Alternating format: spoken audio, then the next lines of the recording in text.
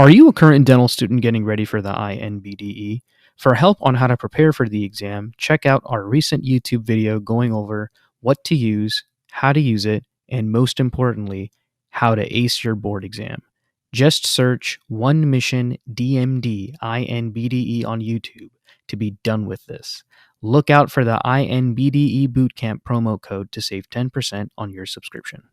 Welcome to the One Mission DMD Podcast, the show where we not only aim to motivate and inspire, but help you get into dental school, get out, and live the dream the way you want to. Here's your host, Teham Saud.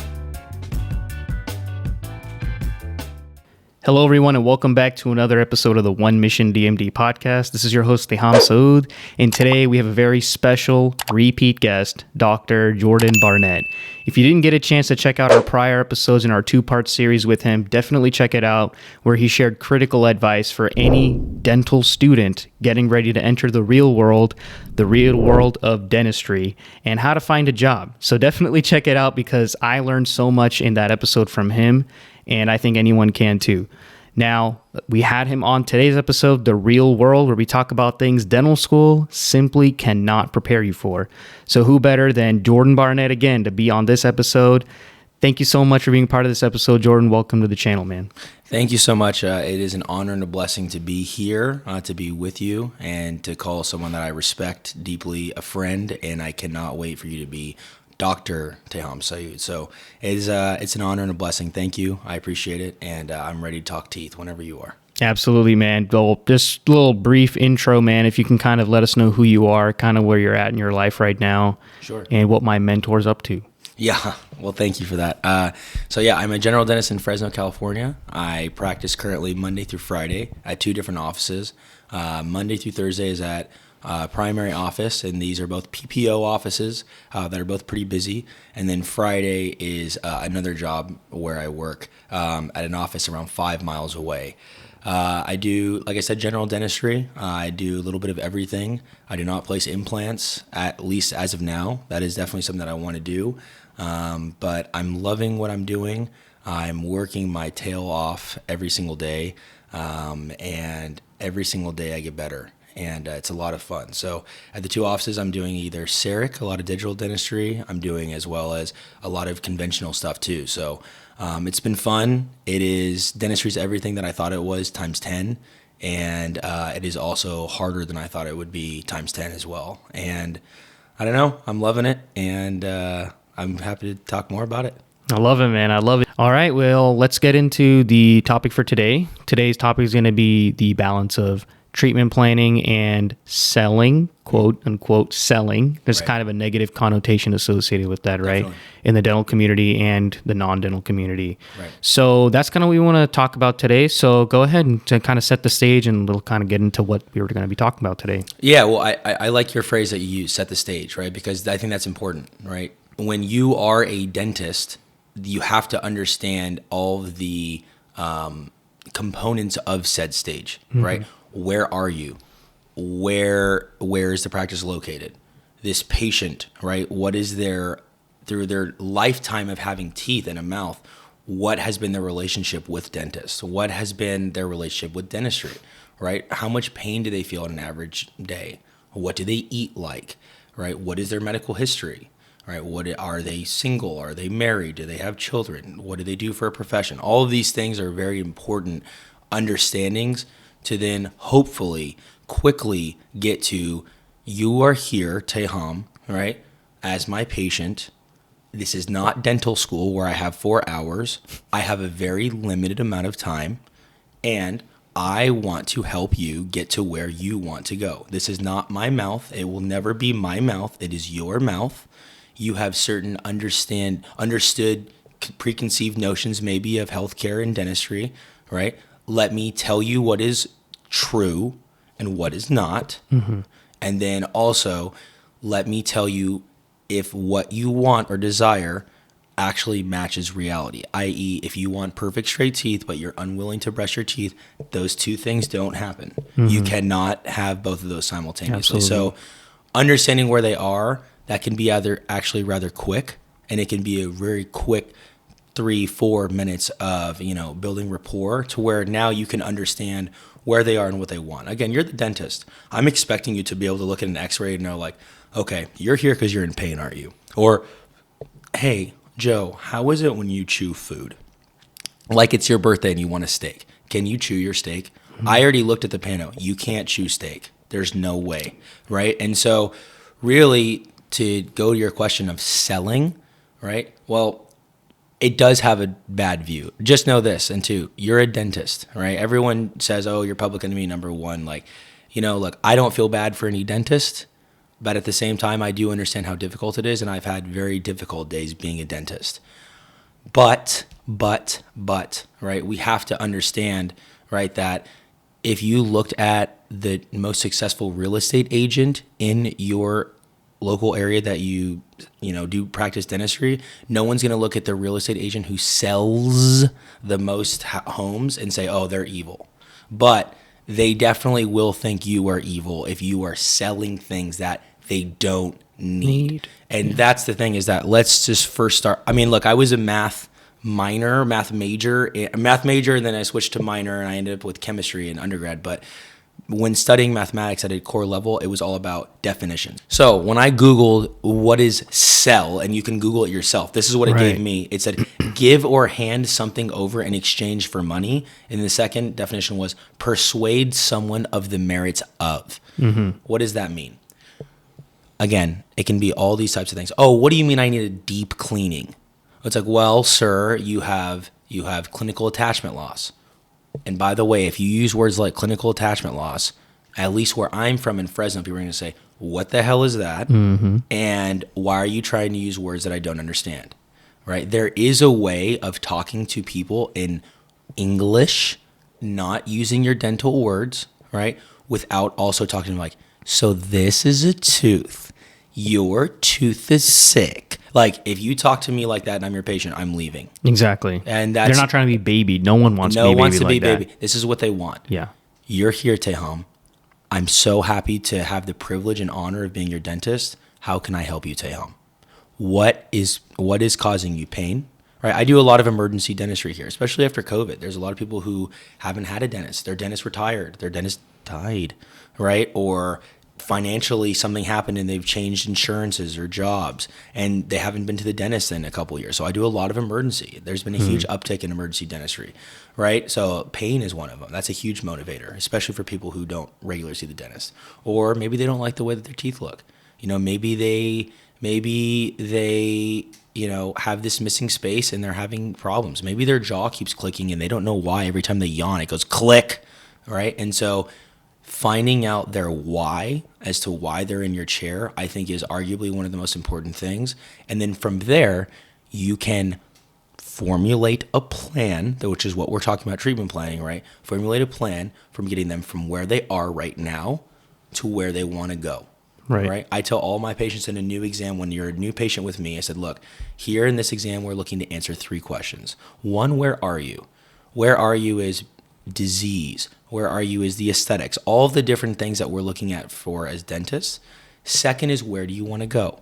My goal for you is to have a happy, healthy bite, right? And the way that functions the optimal and ideal way for your current situation and circumstance and disease or medical history, whatever. And then 3rd is, how do we get from here to there, right? And of course, when I'm talking about where we want to go, it's like, what are your goals, Teham? What are your goals? Or this isn't my mouth. And I'll keep saying that throughout the entirety of this podcast, is it's not your mouth.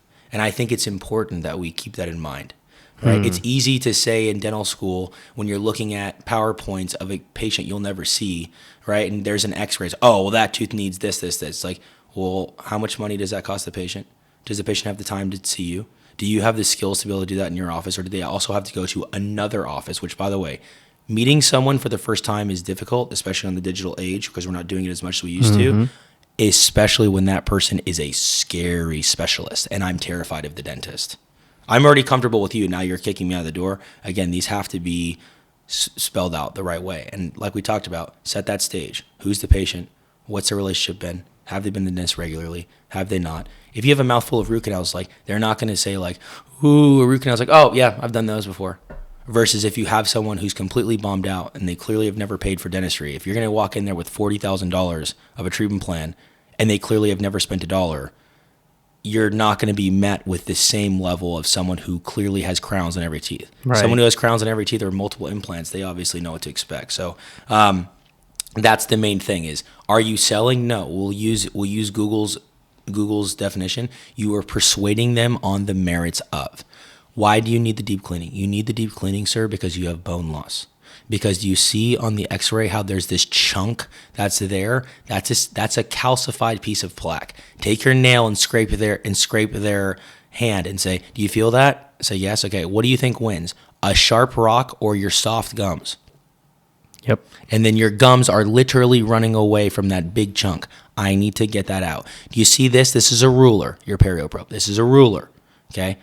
Every tick is 3 millimeters. We work in millimeters here because this is a dental office. Okay, we don't do feet or miles or yards. We do millimeters. That's very small. Okay, if it goes past 3, that's not good. Do you see how I'm poking it and you're bleeding? Do you think it's supposed to do that? No. You can do it to me, and I have no problem showing you what it looks like when you do it to me. That's where I want to get you, sir. And if you do not have the aspiration or willingness to do that, right, then it's like, again, what's the old? I'll have a bunch of old sayings because they're true. Is you can bring a horse to water, you can't make it drink. If they don't want to do something for their mouth, then there's, again, your job is to persuade them on the merits of. And some people can be, and some people can't. You can obviously see how that can be turned to be evil or wrong. But again, I'm assuming that we're talking to people, if they're listening to your podcast, it's because they want to be the best dentist. I want to be the best dentist I can be. So yeah, well, I appreciate that, man. You mentioned X-rays as well, and showing the patient the X-rays, like, hey, look, this is a big chunk of calculus. That's not your tooth there. It's not supposed to be there. And one thing I learned from you in our last segment was take pictures. It's not just for you. It's not just for your team. It's also for your patient. If a patient can see what calculus looks like on a screen, blown up in color, that goes a long way. Taking a picture of what a deep class 2 on them look like. Hey, if you don't want to have to go through this again, improve your oral hygiene. We're going to maintain that feeling that we did, and we're going to keep watching everything else. Like, all that matters. And I learned that from you, and I just took like a few pictures after doing SRPs on patients with a lot of calculus, and they're like, oh my gosh, I didn't know it was that much. And it goes a long way, man. Pictures are amazing. And not only that too, it's important because that has to be followed up with like this. Like, ma'am, sir, I know how scary that looks. As your dentist, right? Because again, it's your responsibility to tell them the accuracy of what's going on. If you're recommending a procedure, you should understand the longevity of said procedure. You should understand the post-operative complications. You should that's what informed consent is, right? Is we're going to do this procedure that I recommend, and these are what you can expect, right? And this is what I'm looking for from a health perspective. Yeah, it's like if you tell me, oh, you need a crown on this tooth that doesn't hurt, that I can't see, it's like, and again, what if, setting the stage, this was a person who was ripped off by a dentist before, and like, oh yeah, you're just like the other guy that I saw.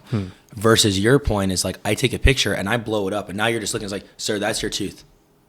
That's your tooth. It's not mine. My professional recommendation to you, and by the way, that's something that's difficult going from school to being the dentist, is at school it's always like, well, teacher, doctor, do you think this is okay? It's like, you're now the doctor. You are now the authority on that, right? And so you have to sit there and be able to explain all of the, again, the pathophysiology of caries disease, of periodontal disease, and explain to them, right, what can happen and or what can improve, right? And the things that you're looking for. And I think by giving people a clear set of the expectations that you're looking for, I think that really changes the conversation, because now I'm an active participant, Tam.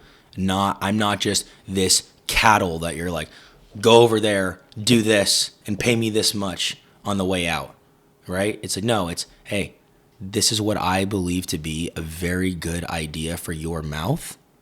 I've explained to you why, right? And it costs X amount, right? I understand that this is a difficult time economically. Our office does offer in-office financing plans. We take care of credit, blah, blah, blah.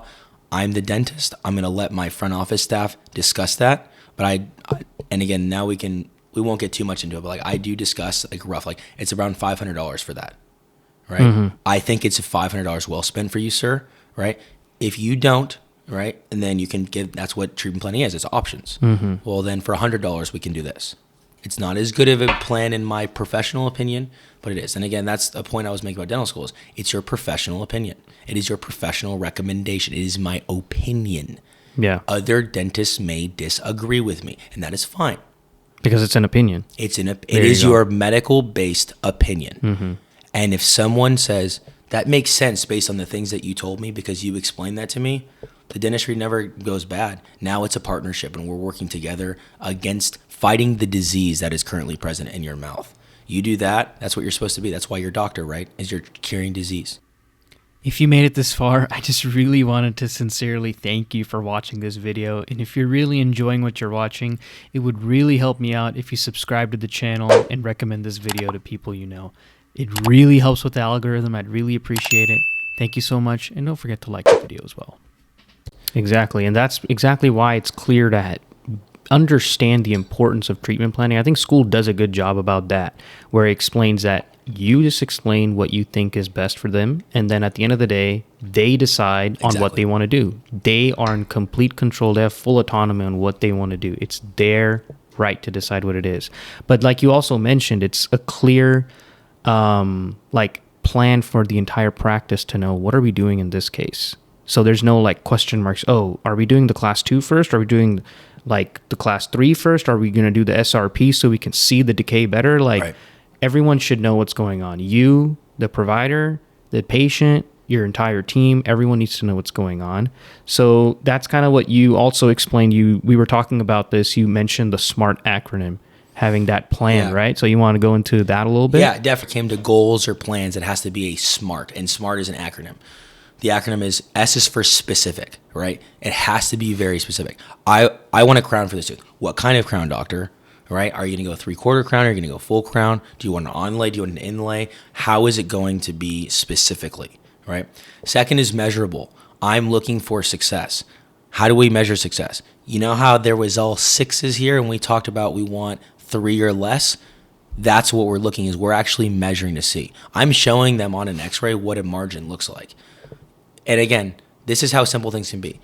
When I use the word margin as your dentist, this is your tooth. This is the material that I'm putting on. When my knuckles come together, that line is the margin. These are microscopic bacteria in your mouth. If there is an opening there, it now makes it impossible for you or me or my hygienist to clean. That is why we are recommending something. They're measured things. They have to actually be able to show them. Big thing is if there's a hole in someone's tooth, get your Explorer, put it in, and go like this. And their head go like this.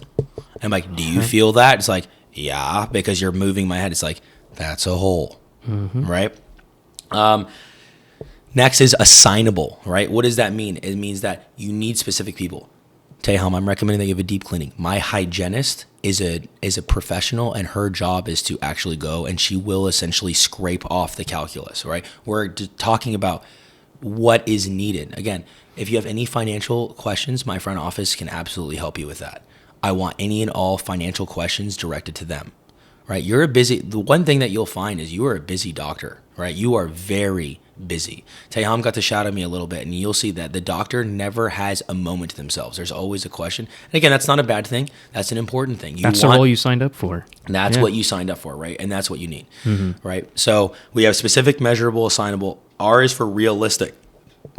If they come in with 4 teeth, and you say, "Hey, you know what? I can give you perfect veneers, and you'll look like a Hollywood actor." It's like, that's not realistic. It has to be realistic, right? And again, sometimes, usually when you're talking about things, you're talking about a compromised position. They're not seeing you because, yeah, my teeth are perfect. They're great. I just wanted to come say hi to the dentist. No, they're coming to you because they usually have a problem.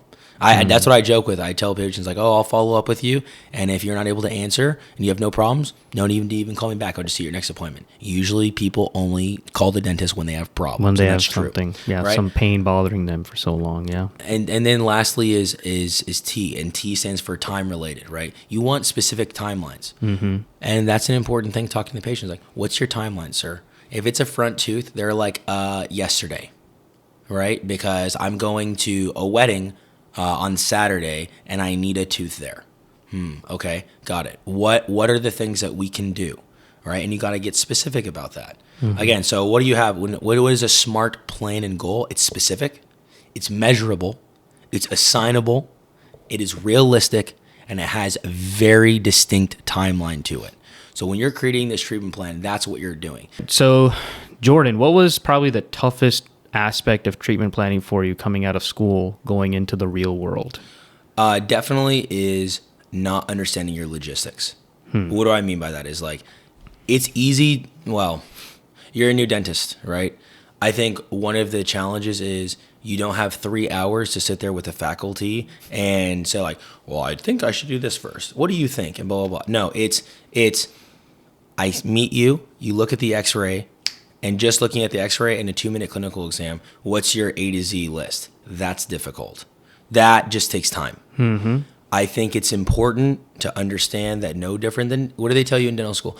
All you guys have always succeeded. You're going to fail here. And everyone's like, what? No, I'm not going to fail. And then you actually fail. And I go, oh, that hurts.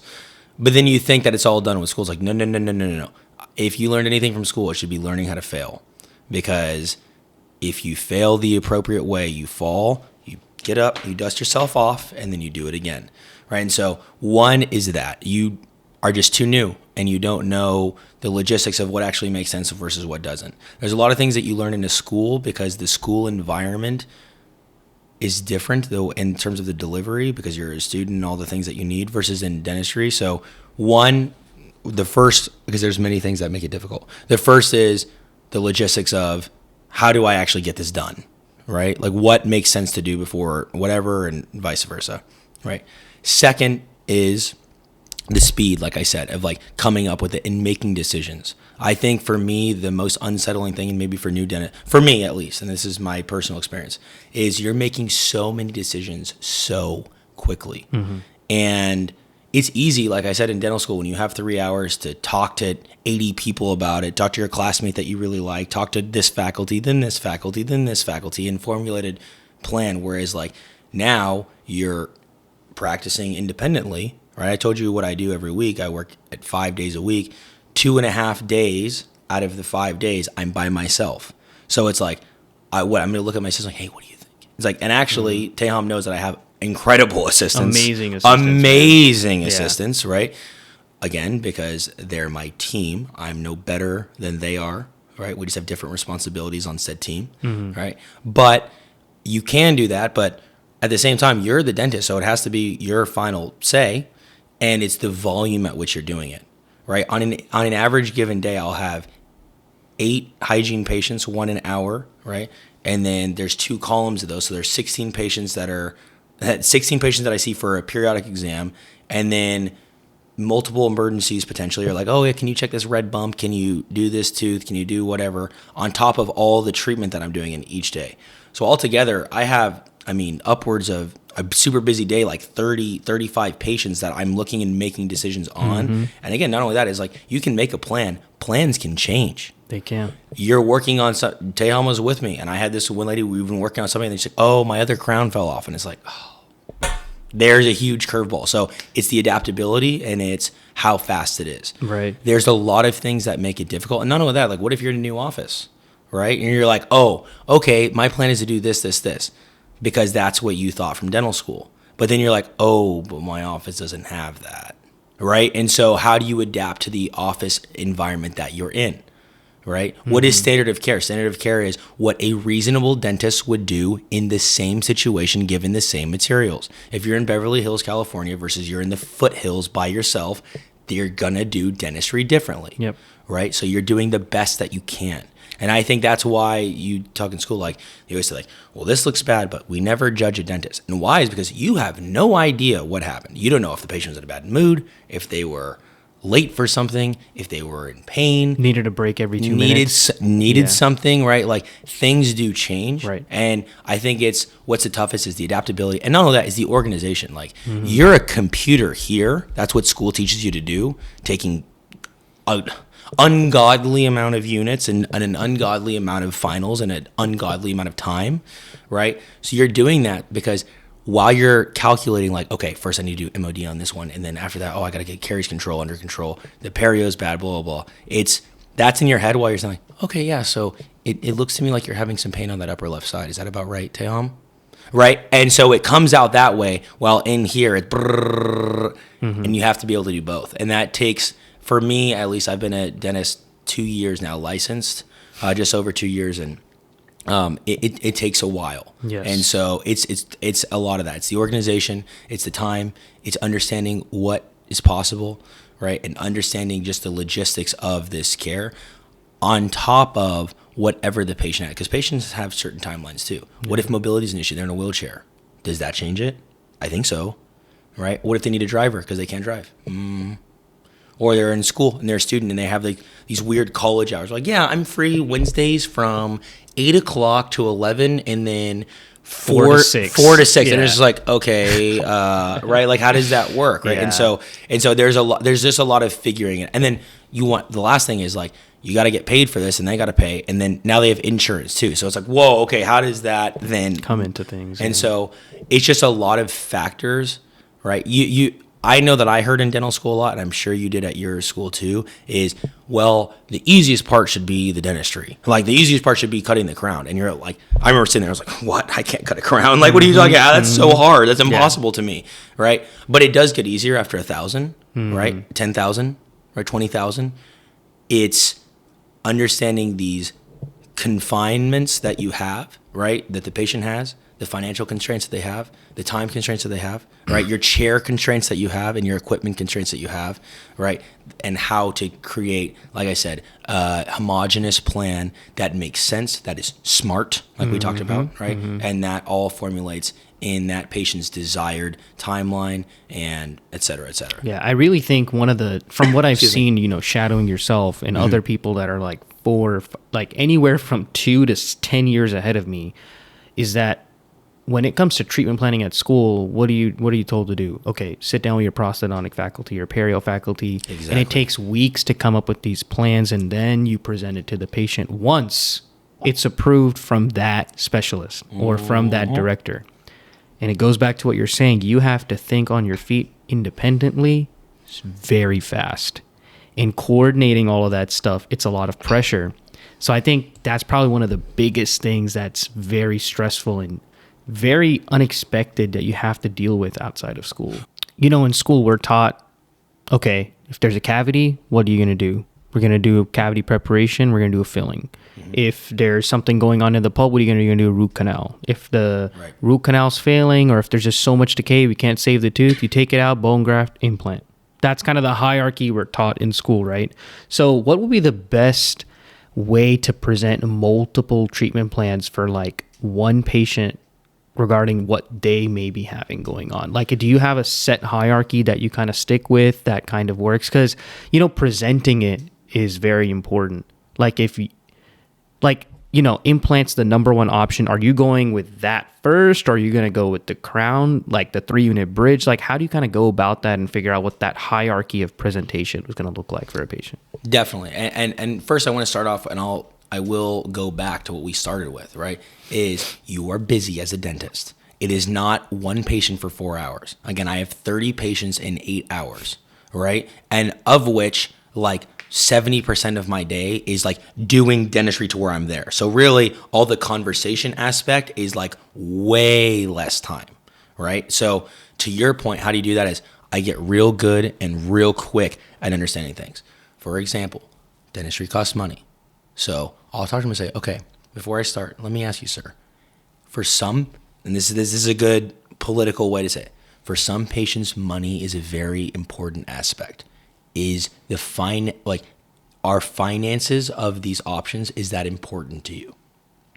Right? Because and I'm looking dead in the eyes. Like, I'm not assuming that you have money. I'm not assuming that you don't. Right? And, or you say like, okay, like what's important? Is it function? Does the way that the dentistry look matter to you? What do I mean by that is I had a farmer one time and I had a crown. Dude, it was supposed to be a shade C3. My assistant, who was new, put A1. And I was just like, oh my gosh, right? And so he comes down, the crown is like, and this is a lab I'd had problems with on number 19. The crown is like perfect, right? In terms of the way it fits, like no adjustment, snap contact, occlusion is perfect, but it is white as heck. And I look at it and I put it in and I'm like, okay, sir, because I just wanted to make sure that it fit, and then I was gonna send it back to the lab. I go, okay, sir, this is the crown, whatever. And again, maybe some dental schools will light me up for something like this, but it's like, I'll never forget it. I was a brand new dentist. I was like 3 months in, right? And I go, look, I can't cement this, right? Like, just the color. Mm-hmm. He's a farmer. He's like 80 years old. He looks at me dead in the eye, and I'm using his language. He goes, do you think I give him about the color? He's like, look at my teeth. He says, look at my teeth. He said, I have over 30 colors of teeth in my mouth. And wow. he said, you're saying it's good, right? I said, it matches all of the functional aspects of what you need. He goes, cement the damn thing. He's like, we just got some water and we're in California. I need to be on the farm. Cement it. And guess what? The guy loved his crown. Yeah. I called him and he's like, I love it, man. And he said, and he even joked. He's like, now I say that's my white tooth, right? I think the biggest thing from that is that you can't assume anything. You just said you can't assume the financials. You can't assume if the patient's gonna love the A1 when they need a C3 or if they're gonna hate the A1 or C3. You let the patient know. Exactly. That was the most important thing. And so like this is a line I've really adapted. Mind you, I got my license August 26, 2020, right? So I've never been a licensed dental professional pre-COVID. COVID really did change, talk about setting the stage, it really changed the landscape of what is expected from doctors, especially dentists, right? Dentists are really the ones that patients are the toughest on. Because dentists, we hurt people a lot, and dentists can be jerks. Yes. Right. Yeah. And because the dentist is rich and so blah, blah, blah. So I just get really good at talking stuff like that. And so one of the lines I say is like this. I say, look, if COVID taught me anything, it's that I do not know what will happen in the future. Mm-hmm. So you talked about implant. You have an edentulous space, right? Let's say one edentulous space, right? I'm expecting you as the dentist to understand all of the medical history, understanding like what do the adjacent teeth look like, what's the overall occlusal scheme of the patient, blah, blah, blah, blah, blah. All these things, you should know that just by looking at an x-ray. And then talk to them and say, okay, you talk about like implants, like look at their mouth. Do they have 3 implants already? They probably want the implant, right? They have multiple bridges. Hey, just curious, I noticed you have multiple bridges. What are your thoughts on the bridges? I know they're difficult to clean. By the way, if they have a bridge, give them a water pick. That resolves everything. But anyway, so you have one edentulous space. What do the teeth look like? Virgin. By the way, never call a tooth virgin in front of a patient. You just sound like an idiot. You sound like an idiot saying that. I know that's what we say when we're talking as dentists. Don't say that to a patient. But something like that, it's like, yeah. So I'll go hierarchy based on what I believe has the longest statistical outcome, right? Has the best overall success rate, as well as it's the least annoying for the patient. What do I mean by that? If you have an implant and then I put a crown on it, it's set it and forget it. The patient now just uses it as a tooth. And flosses around it like a normal tooth too. Great. Yeah, because that's the thing is like, remember, and that's part of the informed consent. And trust me, I am big on, and Teham watched me too, is like, I will tell the patient, like, you have responsibilities here. I'm the coach, you're the player. You're the one who shoots the baskets. You're the one who flosses and brushes their teeth. I'm the coach. If Steph Curry stops making every three-pointer, right, Steve Kerr, his coach, is going to be like, okay, we need to dial it back or do something. As the dentist, if I'm not seeing improvement, in fact, I'm seeing the opposite, I joke with patients. I go, look, I'm on your team, and I don't like to lose now. My responsibility to you is to tell you what you're doing well and what you're not. And it's tough when you're a third of the age of the patient you're talking to. Like, I've had patients like, I have grandchildren older than you. You're really going to tell me what to do? It's like, no, ma'am. But if this is what you're after, then I'm going to tell you. But long story short, it's when it comes to presentation, it's I give based on what the patient's recommendations are, based on their timelines. Because here's the thing about implants too. They take a long time. As of right now, they do. I do CEREC. So it's like if you want a bridge and that's already a healed space, like, do you want to fill that space by today?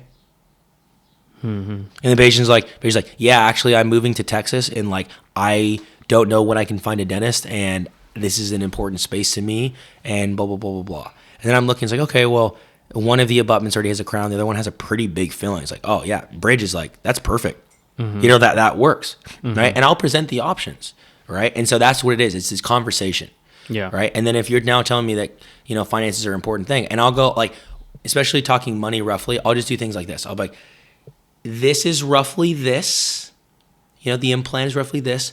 The bridge is roughly this, right? And stuff like that. And then you talk like general timelines. Do you know how many implants I've seen as a professional dentist that are not restored? I'm like, when did you get that implant? Like 10 years ago. It's like they're not restored for 10 years? Yeah. Why? Dude, because like they run out of money. Oh, and the patient will be like, I didn't know it was that expensive. I thought that was the whole tooth. When a patient hears implant, they think tooth. When a dentist thinks implant, they think screw. Understand the language that you're saying, and understand that, like, especially if you're recommending plans with multiple appointments. Remember, SMART. Right? Timeline. How long is it gonna take? Where are you at on that? Yeah. Ma'am, if you're going to move. Now, again, life happens. Look what happened with COVID. Life happens. Like, you have to adapt to what happens.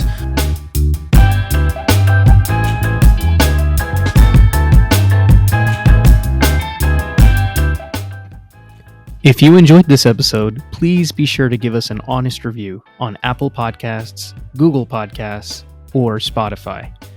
Be sure to check out our prior episodes in our segments termed PDS, Pursuing Dental School, CDS, Current Dental Students, LFD, Learn from Dentists, and TRW, The Real World. Thank you so much. Catch you on the next one. Peace.